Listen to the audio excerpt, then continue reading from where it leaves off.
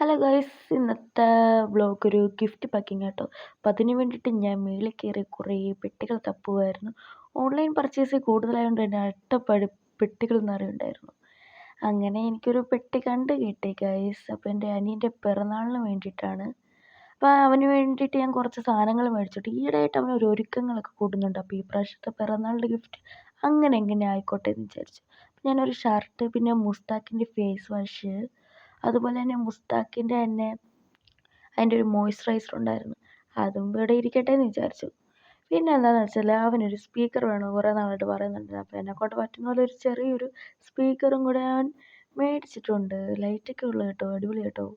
പിന്നെ പ്രത്യേകിച്ച് പറയാനായിട്ടെന്ന് പറഞ്ഞാൽ ഞാനൊരു ഫ്രെയിം ചെയ്തിട്ടുണ്ടായിരുന്നു. അപ്പം ഫ്ലോ വിത്ത് ലൈഫ് എന്ന് പറഞ്ഞ ഒരു യൂട്യൂബ് ചാനൽ എൻ്റെ കൂട്ടുകാരെ കൊണ്ട് തന്നെ കേട്ടോ ഞാനിത് ചെയ്യിപ്പിച്ചത്. പിന്നെ ആ പെട്ടിയൊക്കെ നല്ലതായിട്ട് തുടച്ചെടുത്തിട്ടുണ്ട്. അപ്പം ഞാനിങ്ങനെ സാധനങ്ങളെല്ലാം ഒന്നൊന്നായിട്ട് ഇങ്ങനെ അടുക്കി വെച്ചു ഗൈസ്.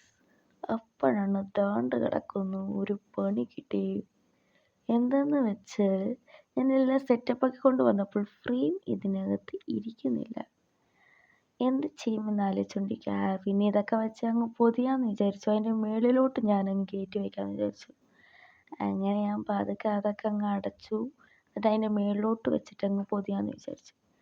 ഇനി ഇതിന് കൂടുതൽ പൈസ കളയണ്ടെന്ന് ഞാൻ വിചാരിച്ചു. കാരണം ഇതൊക്കെ വലിച്ചു കീറി കളയാനായതുകൊണ്ട് തന്നെ എൻ്റെ കയ്യിലൊരു ചെറിയൊരു പേപ്പർ റോൾ ഇരിപ്പുണ്ടായിരുന്നു.